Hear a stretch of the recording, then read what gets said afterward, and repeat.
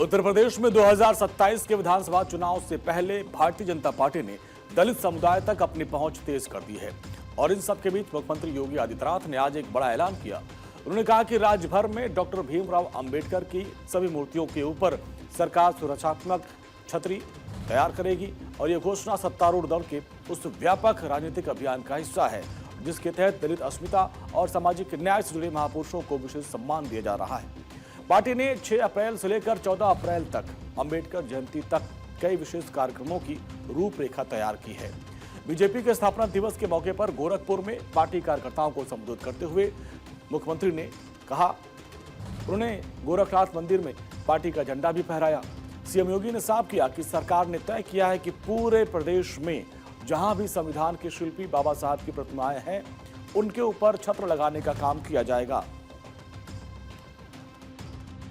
ये सामाजिक न्याय की स्थापना के लिए एक बड़ा कार्यक्रम होगा और स्वच्छता के इस कार्यक्रम के साथ जुड़ने के साथ ही सरकार ने तय किया है कि प्रदेश भर में जहां कहीं भी संविधान के शिल्पी बाबा साहब भीमराव अंबेडकर की प्रतिमा होंगी, वहां पर प्रतिमा के ऊपर छत्र लगाने का काम, उनकी मूर्ति जहां स्थापित होगी वहां पर जो पार्क होगा उस पार्क की बाउंड्री वॉल का निर्माण और उसके सुंदरीकरण का काम सरकार अपने पास ले रही है और उस कार्यक्रम का भी हम शुभारंभ करेंगे। हमारा दायित्व बनता है हम भारत के संविधान के शिल्पी को सम्मान दें।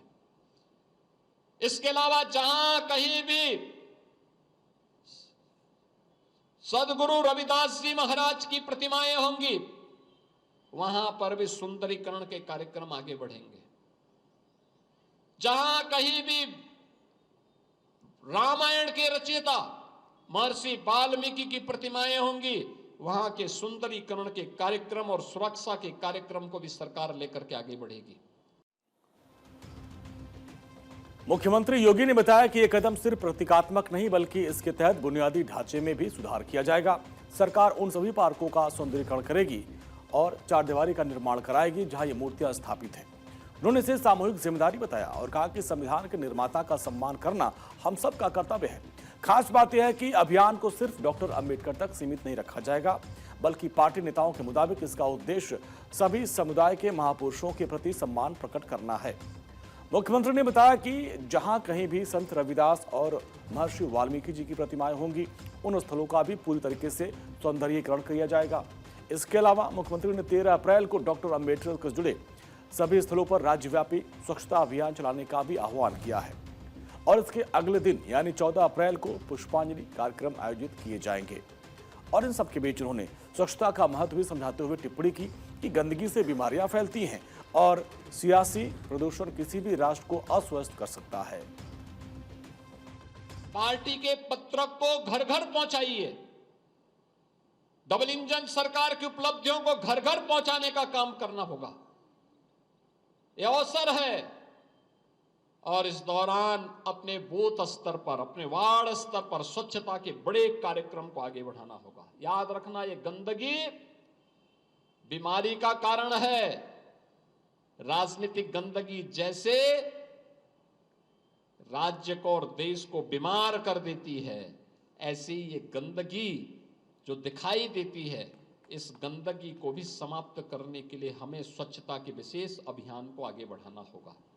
याद रखना, जितना आप अपना जीवन तपाएंगे, आगे बढ़ेंगे सोने की तरह, उतना ही खरा उतर करके अपने आप को आगे बढ़ा पाएंगे और इस यात्रा को उसी रूप में आगे बढ़ाना है। वही संगठन के स्तर पर भी बीजेपी ने जमीनी स्तर पर अभियान की योजना बनाई है। बूथ लेवल पर लामबंदी, रैलियां और घर घर जाकर जनसंपर्क किया जा रहा है।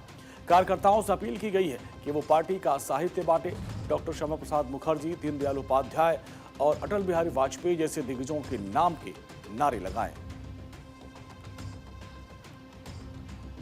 पश्चिम बंगाल के विधानसभा चुनाव को धार देने के लिए उत्तराखंड के मुख्यमंत्री पुष्कर सिंह धामी आज बनगांव पहुंचे और इन सबके बीच सीएम धामी ने पश्चिम बंगाल के बनगांव में एक रोड शो के जरिए बीजेपी उम्मीदवारों के समर्थन में जोरदार प्रचार किया। पश्चिम बंगाल के बनगांव में आयोजित रोड शो के दौरान भारी संख्या में लोगों की भीड़ नजर आई और जिससे पूरे कार्यक्रम में उत्साह का और ऊर्जा का माहौल देखने को मिला। मुख्यमंत्री धामी ने इस दौरान जनता से भारतीय जनता पार्टी के प्रत्याशियों के पक्ष में मतदान करने की अपील की और साथ ही अपने संबोधन में धामी ने कहा कि राज्य में इस बार सत्ता परिवर्तन जरूरी है। उन्होंने जनता से डबल इंजन सरकार के महत्व को समझाते हुए वोट देने का आह्वान किया। सीएम ने कहा कि केंद्र और राज्य में एक ही सरकार होने से विकास कार्यों को गति मिलती है और जनता के लिए योजनाओं का लाभ बहुत तेजी से पहुंचता है। आज पूरा हिंदुस्तान जब तेज गति से आगे बढ़ रहा है, प्रधानमंत्री श्री नरेंद्र मोदी जी के नेतृत्व में आज पूरे देश के अंदर जहां भी चुनाव हो रहा है, भाइयों बहनों, वहां भारतीय जनता पार्टी और एनडीए की सरकार बन रही है, यानी कि डबल इंजन लग रहा है। तो आप सब लोग भी डबल इंजन लगाएंगे ना? इस बार टीएमसी की विदाई करेंगे ना? भाजपा की सरकार बनाएंगे ना? पूरा जिला बनगांव में 7 प्रत्याशी है ना, तो 7 को जिताएंगे ना आज आप लोग? सीएम धामी ने अपने एक दिवसीय दौरे के बीच बीजेपी प्रत्याशियों के नामांकन कार्यक्रम में भी हिस्सा लिया और उनके साथ रोड शो किया और इन सब के बीच सीएम धामी ने स्थानीय मुद्दों को उठाते हुए कहा कि क्षेत्र के विकास और बेहतर भविष्य के लिए जनता का समर्थन बेहद जरूरी होता है। उन्होंने साफ किया कि यह चुनाव केवल सरकार बनाने का नहीं बल्कि विकास की दिशा तय करने का एक अवसर है। हम तुष्टीकरण की राजनीति नहीं करते भाइयों बहनों, हम वोट बैंक की राजनीति नहीं करते, हम विकास की राजनीति करते हैं। इसलिए मैं आपसे कहने आया हूं, आज देखिए पूरे देश में आपके बगल में बिहार में चुनाव होता है, भारतीय जनता पार्टी आती है, एनडीए की सरकार बनती है। उड़ीसा में भाजपा की सरकार बनती है, एनडीए की सरकार बनती है। भाइयों बहनों, महाराष्ट्र हो, गुजरात हो, हरियाणा हो, दिल्ली हो, मध्य प्रदेश, छत्तीसगढ़, राजस्थान, उत्तराखंड, उत्तर प्रदेश, आज पूरे देश में जहां भी चुनाव हो रहे हैं वहां भाजपा की सरकार बन रही है। इसलिए भाइयों बहनों, आप सबको भी इस बार हमारे प्रधानमंत्री मोदी जी के नेतृत्व में डबल इंजन की सरकार बनानी है। भाइयों बहनों, बात तमिलनाडु विधानसभा चुनाव और उसको लेकर जारी घमासान की। आने वाली 23 अप्रैल को तमिलनाडु में होने वाले चुनाव को देखते हुए बीजेपी के तमाम दिग्गज चुनाव प्रचार में जुटे हुए हैं और इन सब के बीच महाराष्ट्र के मुख्यमंत्री देवेंद्र फडणवीस आज तमिलनाडु पहुंचे, जहां उन्होंने मीनाक्षी अम्मन मंदिर में दर्शन किया।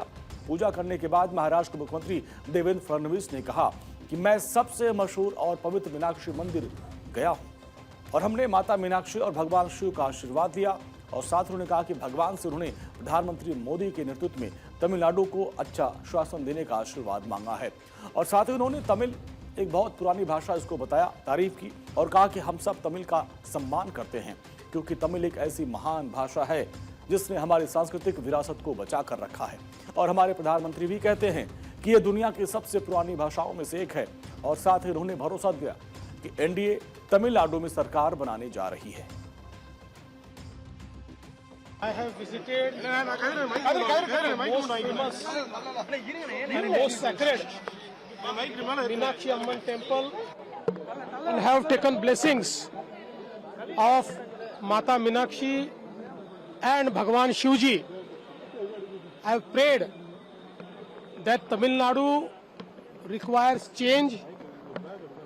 I have asked the deity, the God, to bless us, to give good governance to Tamil Nadu under the able leadership of Prime Minister Narendra Modi ji.